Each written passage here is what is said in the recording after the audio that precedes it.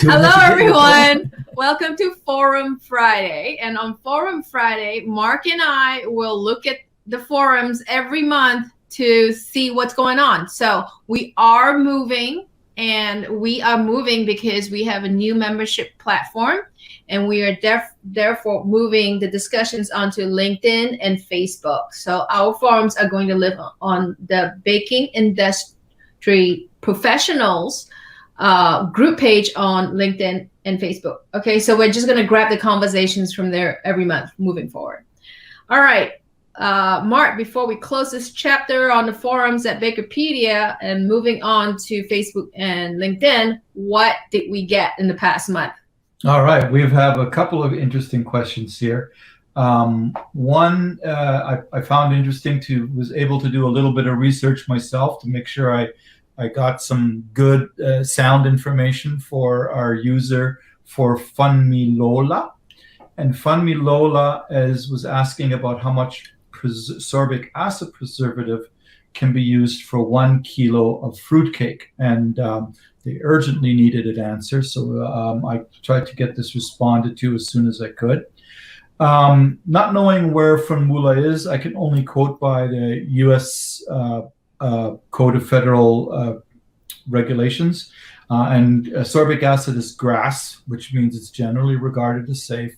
And so you can put however much as you want. You can put as much as you want, as what they call GMPs, good manufacturing practices. Don't do that. Good manufacturing practice means it should still taste good afterwards. Right? Not bad. Right? Yeah.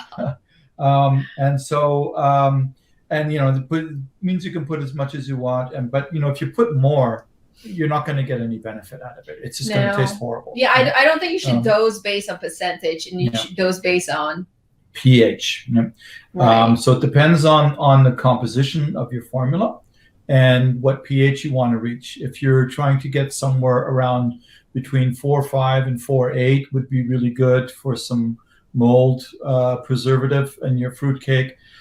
Generally, with the high amount of sugar in a fruitcake, your water activity should be fairly low. So I'd also... That's why 2-year-old fruitcakes are still possible. Yes, if mold is your issue, I would say look at your process. Make sure you eliminate contact points and make sure they are all clean and sanitized and kept sanitized regularly. And of course, always provide the obligatory links so you can see other information. We have a wealth of information on Bakerpedia already. You can read about the composition and uses and amounts with recommendations for sorbic acid, as well as the link to the U.S. What is called the CFR. You'll hear often American developers and food scientists refer to CFR 121. Under CFR 121, right? And CFR 121 is the Code of Federal Regulations, Chapter 121, which deals primarily with food products. There you can, it's the new one that's been up now since about 2018, I think it is, right? 2017, 2018. It's 2018, it's an CFR, so it's easier to search. You have to be pretty specific with your wording, so less words is better, right?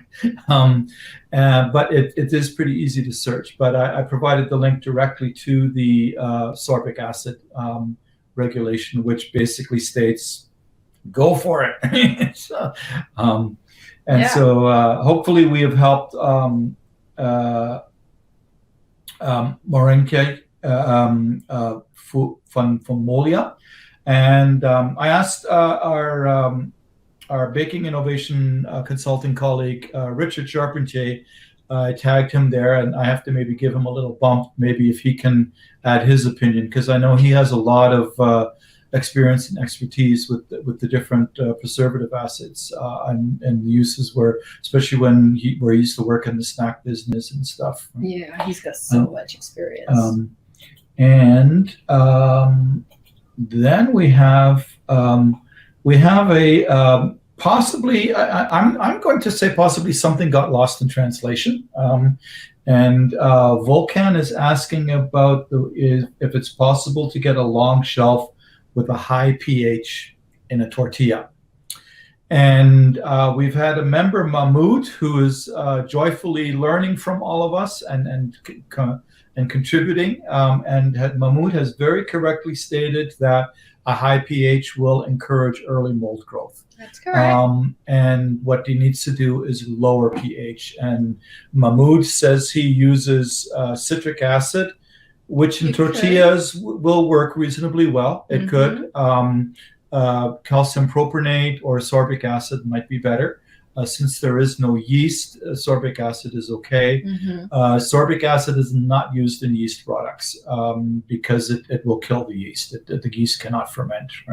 Right? Yeah, this is the biggest issue I have with tortilla products is when I walk past the tortilla aisle, I smell that Calpro. I smell that, the acid. I'm like, you tortilla bakers out there need to lower down that Calpro and lower down that acid, mainly because it does not smell good, and you don't want to give tortilla that kind of bad attention, right? I mean, when you walk past the tortilla aisle, you should smell the tortilla, right? So I hope you came to our class last week to learn more about how to control your Calpro, and mainly my push for that is through sanitation and a good air reclaim program at your bakery. Make sure everything is sanitized before you put in more Calpro or more acids. Okay, make your tortilla smell good.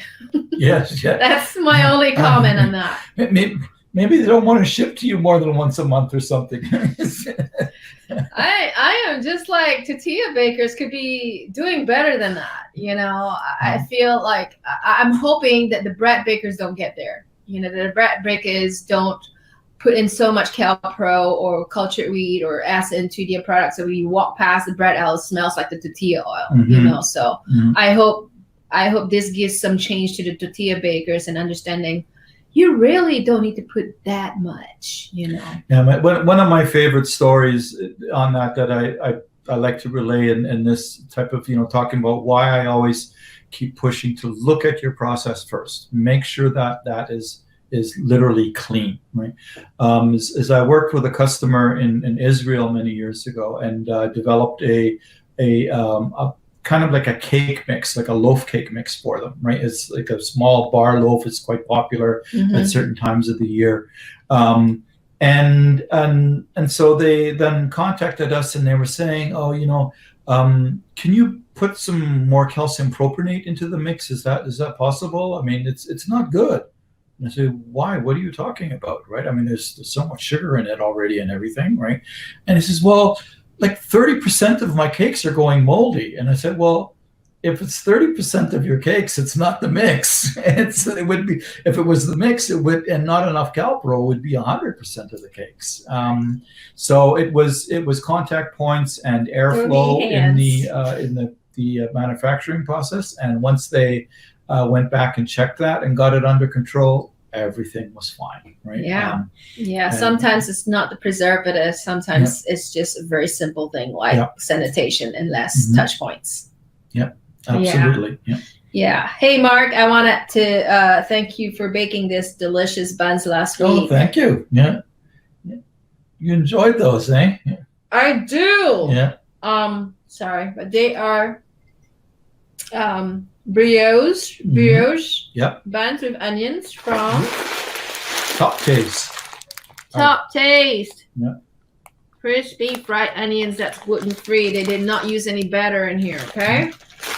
So, if you want to try a brioche bun with onions, contact our sponsors, Top Taste. All right. Yeah, they're a great product. It's a phenomenal product. And Mark, what did you bake me today? This is a high fiber omega-3 chocolate chip cookie made with chia seed.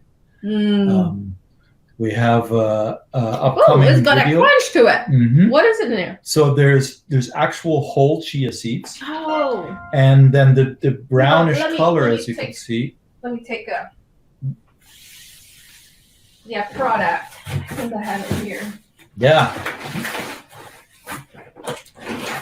The little bags of flour. Yeah. There you go. There we go. Yep. So Chia By Banexia. by Banexia. And Yummy. they make this wonderful milled chia flour. It's nice and fine, and it has a really nice nutty flavor that I find. Some people feel it's a little bit barnyardy, but I really think it's more nutty in character. And it goes. I make my cookies really soft, so I'm glad you like them, right? Oh yeah, sure good. So I make them with all brown sugar and honey. And then they also sent us some mixes. Yeah, this is the cake one. Did you this try is the this low one? carb cake, yes. And Low carb cake. I made low carb cake with those, little mini cakes, and muffins. Yeah. And those were good too. They sent really me good. some. Yeah. And I also made low carb bread, and I also tried speaking. We were talking about in last week in our shelf life seminar about proper hydration, right, and getting good texture to begin with. Mm-hmm. And that's one of the things I did here is I changed the hydration slightly, not the amount, but just the time. And basically change some of the processing a little bit and get it. It's still a fairly dense loaf, but really nice loaf, right? I really like the crunch to this. This is really good. Yeah. Did you have any kind of like earthy flavor when you were mixing this up? No, you don't smell it at all. It's like with the product that I used a lot before is sorghum flour. Mm-hmm. Oh yeah. And with sorghum, you get those really earthy kind of notes. Yeah. Animal, yeah. horse, earthy. Kind of that's what my colleagues used to always call barnyard. Right? Yes, barnyard. Yeah. It smells like horse. Yeah. But this doesn't. I don't taste any. Yeah, it's really nice. It's very pleasant. Right? I made a bunch of different things. I made some. Using the chia, they also provided a base recipe. I made some apple muffins. Very interesting formula where all of the water in the muffin is from the apples, so it's really high in fiber. Right? It's got a lot of sugar and oil in it to make it tasty, but it's beautiful. I keep coming back to this. What do you put in this? This is so good. This is I'm gonna eat the whole thing. Basically a basic brioche. It's a high-fat brioche, what is in culinary terms it's called a rich man's brioche. Okay. And it also has some of the Zoom Essence powdered butter flavor. So that really pushes the potency of the butter flavor, and it doesn't flash off during baking, as well as it lasts over shelf life much better, right? It's really nice, right? And keeps it really nice and buttery tasting.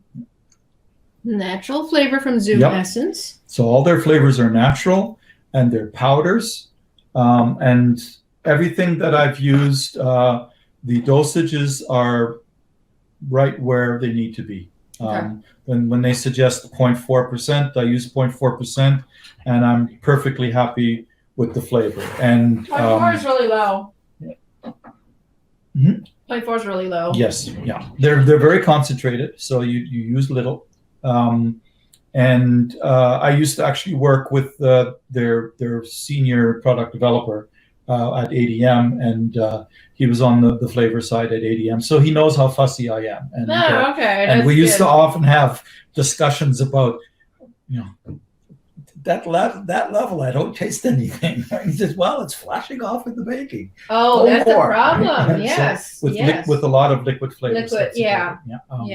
Particularly, we found especially with what's become very popular, not directly related to baking, but some bakers have adapted to it, is extruded products, where things are extruded into like little Rice Krispie size or little puffs, like cheese puffs or things like that. And trying to get the flavor into these extruded pieces is very difficult, because all of the liquid flavors, they all flash off all the time. That's and nothing's true. left. Right? So you're saying that these flavors do not flash off? They do not. Right? I've not tried it in extruded products. I'd like to try and and do that somehow. But of course, Zoom being a competitor to ADM, they won't test it for me. Oh, I get it. So I got to find someone else with an extruder. I can hook you up with K-State though. Yeah, K-State's that would be lots of good. Yeah. Extruders. All right, Mark. Thank you for joining me today and being such a cheerleader of the forums. We are going to catch you on your next Baked in Science podcast. Yep. Any sneak peek into that? The next one is Benexia. Ooh, so these guys. It's the chia. Oh, Yeah. we get to learn about their story and how they became one of the best and leading suppliers of chia seeds to the world. Yes. World domination. Yeah. And so I discussed a number of the products there and sampled them. And Tiffany and Joanna are busy editing the 2 hours of video that I gave them. 2 hours, Mark, come on. Not quite. Okay, guys. So catch Mark on the next Baked in Science podcast. And if you have any more questions on shelf life, on product applications, please go to our Baking Industry Professionals page on LinkedIn and Facebook. All right. Thank you. Bye. Have a great weekend. Bye-bye.